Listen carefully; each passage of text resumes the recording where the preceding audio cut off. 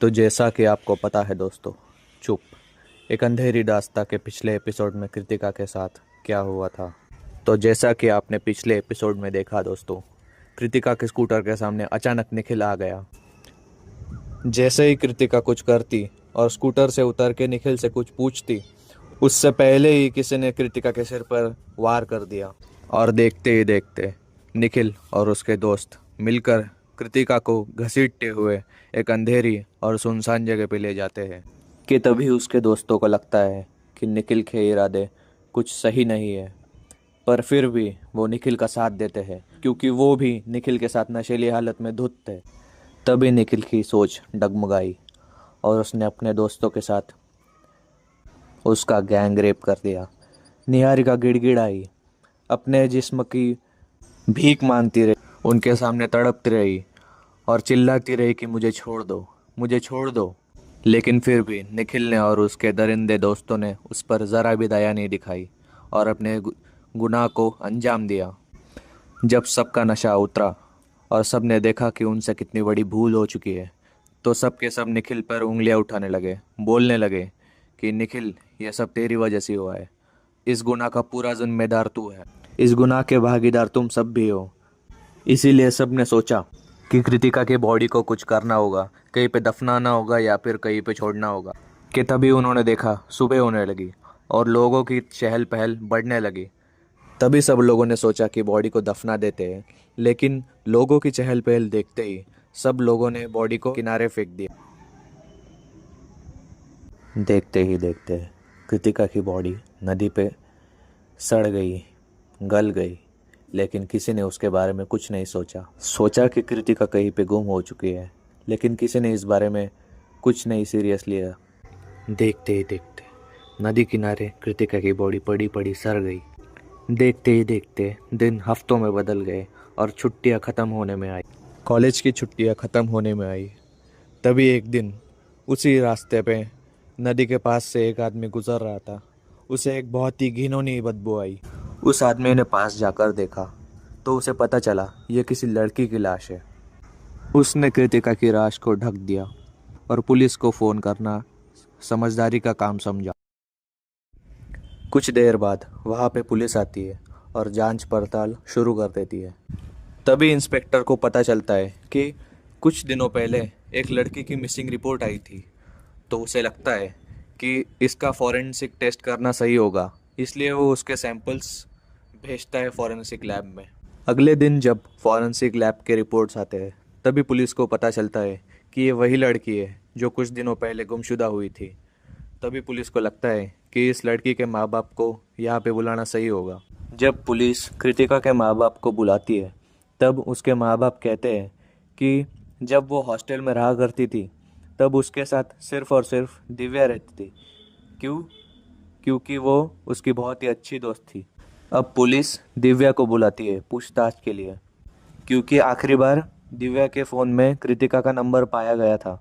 तभी दिव्या से पुलिस को एक और बात पता चली कि कृतिका को एक लड़का बहुत ही परेशान करता था। और जैसे कि दोस्तों हम सबको पता है वो लड़का कौन था।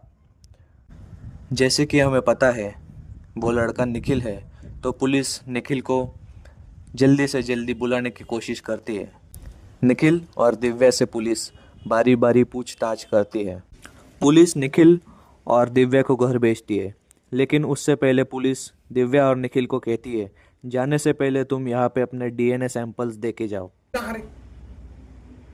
जब पुलिस फॉरेंसिक लैब में निखिल और दिव्या के डीएनए सैंपल्स भेजती है, तब पुलिस को पता चलता है कि कृतिका के बॉडी पर जो बाल मिला था वो निखिल का ही है, क्योंकि उसके डीएनए सैंपल्स और उस बाल के डीएनए सैंपल्स परफेक्ट मैच हो चुके थे। जब पुलिस निखिल को गिरफ्तार करने आती है और गिरफ्तार करके लेके जाती है, तभी उसके डैड यूएस से लौट आते हैं और वो निखिल को आसानी से छुड़ा लेते हैं, क्योंकि निखिल के डैड उसी की कॉलेज के बहुत बड़े और इज्जतदार आदमी थे।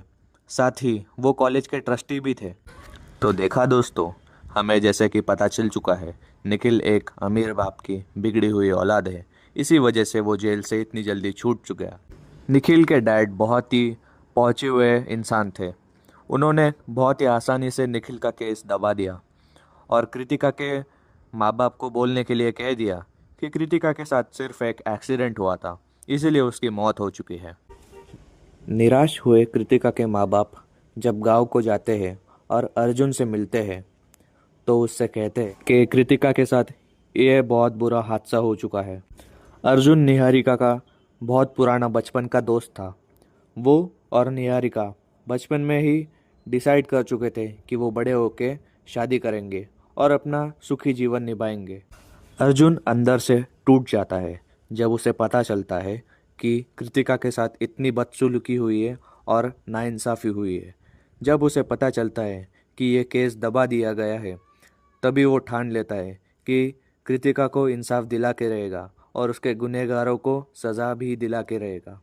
जब अर्जुन को पता चलता है कि कोलकाता में जिस कॉलेज में कृतिका पढ़ रही थी उसी के आसपास बहुत ही खौफनाक और भयानक हादसे हो रहे हैं, तभी अर्जुन सोचता है कि ये बात नज़रअंदाज करने जैसी नहीं है, क्योंकि जिस दिन निहारिका की मौत हुई थी उसी दिन के हिसाब से ये हादसे हो रहे हैं। अर्जुन को लगता है कि जल्द से जल्द उसे कोलकाता जाना होगा और उन घटनाओं के बारे में जानकारी जितनी ज़्यादा मिलेगी उतना अच्छा होगा। इसीलिए वो कोलकाता जाके उन घटनाओं की जानकारी हासिल करने लगता है। वहीं पर वो कृतिका के कॉलेज में दिव्या से मिलता है, क्योंकि उसे मालूम होता है दिव्या और कृतिका बचपन से दोस्त होती है और दिव्या से उसको कृतिका के बारे में कुछ ना कुछ ज़रूरी जानकारी ज़रूर मिलेगी।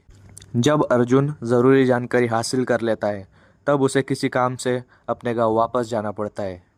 जब अर्जुन अपने गांव में 1-2 दिन बिता चुका होता है तभी अर्जुन को पता चलता है कि दिव्या की भी बहुत ही दर्दनाक तरीके से मौत हो चुकी है। उसे इस बात का पता चलते ही अर्जुन फौरन कोलकाता के लिए निकल चुका होता है। अर्जुन को जब दिव्या के हादसे के बारे में कुछ ज़्यादा पता नहीं चलता तभी वो उसके हॉस्टल में जाके ज़रूरी जानकारी हासिल करना समझदारी का काम समझता है। अर्जुन जब जानकारी हासिल करने के लिए दिव्या के रूम में खुफिया तरीके से घुसता है और छानबीन शुरू करता है तभी उसको एक लेटर मिलता है। अर्जुन जब वो लेटर पढ़ अर्जुन जब वो लेटर पढ़ता है तभी उसे पता चलता है कि इन हादसों के पीछे किसका हाथ है और शुरुआत से उसे पता चल चुका होता है कि ये हादसे कैसे हो रहे हैं। अर्जुन को सब शुरुआत से कैसे हो रहा है और क्यों हो रहा है सब पता चल जाता है। जब अर्जुन उस लेटर की दूसरी तरफ देखता है और पढ़ता है तो उसे पता चलता है कि ये सब हादसे जो हो रहे हैं वो सब इंसान के किए हुए नहीं है। वो पढ़ता है कि पहला हादसा वहीं पे हुआ था जहाँ पे निहारिका की मौत हुई थी। जब उस रात एक आदमी उसी रास्ते से जा रहा होता है जहाँ पे कृतिका की मौत हुई होती है, तभी वो देखता है कि उसे एक लड़की की रोने की और ज़ोर ज़ोर से चिल्लाने की आवाज़ आ रही है।